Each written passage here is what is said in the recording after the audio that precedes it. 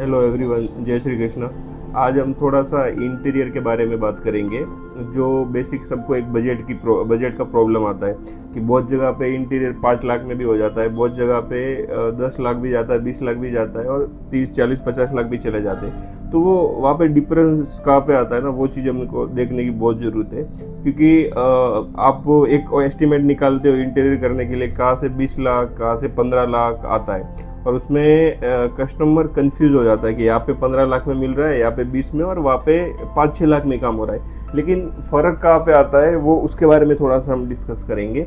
जैसे आप living room में गए, तो लिविंग रूम में जाओगे तो आपने जैसे सिटिंग के लिए आपने सोफ़ा लिया है, उसका जो बैक साइड का जो पैनलिंग रहता है, वहाँ पे आप बहुत जगह पे जाओगे तो वहाँ पे कुछ भी नहीं देते, पेंट कर देते। और बहुत जगह पे ये चीज़ें हो जाती है, कोई मोल्डिंग लगा के देता है तो उसका थोड़ा और कम बजट रहता है। और कोई उससे भी आगे जाएंगे तो पूरा पैनलिंग करके उसमें लेमिनेट, डिको वगैरह ऐसी बहुत सारी चीज़ें होती है, तो वो वाली उसमें यूज़ करते हैं। तो उसके वजह से एक तो वहाँ पे कॉस्टिंग बढ़ जाता है आपका। और सेकेंड पार्ट, अभी हम जाएंगे जैसे बेडरूम में। तो बेडरूम में भी कहाँ पे फ़र्क आता है वो भी आपको मैं बताता हूँ। कि बेडरूम में अगर आप बेड बना रहे हो, बेड के पीछे का जो पूरा पैनलिंग रहता है आपका वॉल का, अगर आप उसमें कुछ भी नहीं लोगे तो वहाँ पे आपका बजट कम हो जाता है। और उसके बाद अगर आप उसमें मोल्डिंग ऐड करवाओगे तो थोड़ा सा बजट ऐड होता है। और उसमें अगर आप प्रॉपरली जाओगे, जैसे आपको पैनलिंग करवाना है, अभी उसमें पैनलिंग में बहुत सारी चीज़ें आ जाती है, चारकोल आ जाता है, उसके बाद आप एमडीएफ यूज़ करके उसके ऊपर डिको पेंट करवा सकते हो, लोअर ले सकते हो।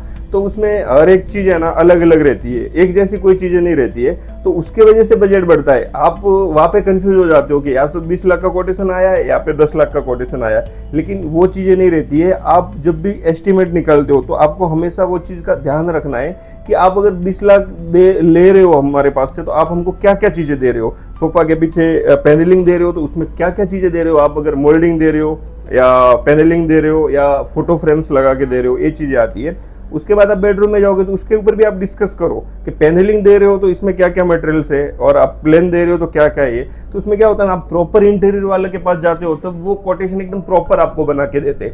और आप ऐसे लोकल में चले जाओगे तो वहाँ पे आपको खाली यही रहेगा कि बेडरूम आ गया, वार्डरोब्स आ गया, बेड आ गया, वार्डरोब्स आ गया, और उसके बाद साइड टेबल वगैरह हो जाते। और बाद में आपको ऐसा लगता है कि वहाँ पे बजट कम है, लेकिन वैसा नहीं रहता है। वैसे बहुत सारी चीज़ों का फ़र्क रहता है।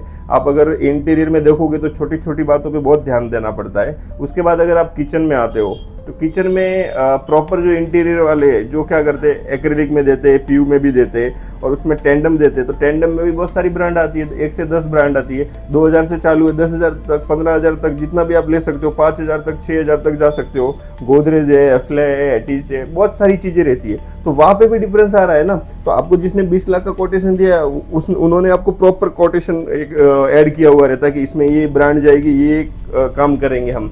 और जो आप सेकंड कोटेशन 10 लाख वाला लेके आते हो तो वहाँ पे क्या होता है ना कि उन्होंने एसएस ट्रॉली दिए, लेमिनेट डोर दिए, और रेगुलर जो लेमिनेट है मार्केट में मिल जाता है इजीली 800 से 1000 रुपये में, वो वाला आप यूज़ करवाते हो। तो वहाँ पे तो बजट ऑलरेडी कम आएगा ही। अगर आप प्रॉपर इंटीरियर और क्वालिटी में जाना चाहते हो तो वो ऑटोमेटिक बजट बढ़ता है। जो आप उसका कहीं एक्स्ट्रा पे नहीं कर रहे हो, आप प्रॉपर वर्क करवा रहे हो, तो उतना डिफरेंस रहता है। आप खुद भी समझ सकते हो कि अगर आप बेसिक आप ले लो कि किचन में आपने लेमिनेट ले लिया, टेंडम ले लिया, एसएस बास्केट ले लिया, तो वहाँ पे आपको एक 30 से 40% का वहाँ पे फर्क आ जाएगा।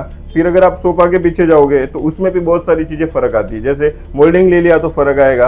अभी आप टीवी यूनिट का एक बेसिक देख लो, आप अगर बैक साइड में एक्रिलिक सीट लगा रहे हो तो उसका बजट बहुत अच्छा खासा हो जाता है। लेमिनेट ले रहे हो तो कम होता है, वापस उसमें आप चारकोल में जाओगे तो बढ़ जाता है। तो ऐसी छोटी छोटी बहुत सारी चीजें। उसके बाद आता है हार्डवेयर। हार्डवेयर में अगर आप रेगुलर लगाओगे तो उसका करियो, तो कभी भी आप एस्टिमेट निकालते हो तो प्रॉपरली आप एक बजट लेके चल रहे हो ना, उस हिसाब से एस्टिमेट आता है। आप चेक करो कि भाई अगर आपने 20 लाख का कोटेशन लिया है सपोज, और 10 लाख का लिया है, तो उसमें चेक करो 20 लाख में आपको या 30 लाख में क्या क्या चीज़ें मिल रही है और 10 लाख में क्या क्या चीज़ें मिल रही है, उसको आप देखो। उसके बाद आप बजट में जाओ, क्योंकि अब 20 लाख में जो आपको बजट दिया है वो प्रॉपर इंटीरियर वाला रहता है, 30 लाख का देते हैं वो प्रॉपर रहते हैं। तो उसमें आपको ये चीज़ें हो जाती है कि यहाँ पे 10 लाख में होता है, लेकिन वैसी कोई चीज़ें होती नहीं है। आपको प्रॉपरली देखना है कि आपको 30 लाख में क्या मिल रहा है और 10 लाख में क्या मिल रहा है। उसके आगे सब डिसीजन लेने से पहले आपको सब ये डिस्कस करना है कि अपने को जो भी बजट आया है उसमें क्या क्या चीज़ें मिल रही है, कौन सी ब्रांड मिल रही है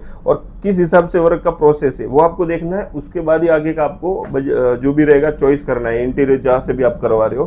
तो हमेशा ये बातों का बहुत ध्यान रखना जरूरी है। एक्स्ट्रा बजट कोई लेता नहीं है और देता नहीं है। मटेरियल का फर्क रहता है, डिजाइनिंग का फर्क रहता है, वहाँ पे बहुत सारी चीज़ें ऐसी आती है, वहाँ पे फेस करनी पड़ती है। तो जब भी आप कोटेशन लो, ये सब पहले डिस्कस करो, उसके बाद ही आगे बढ़ो।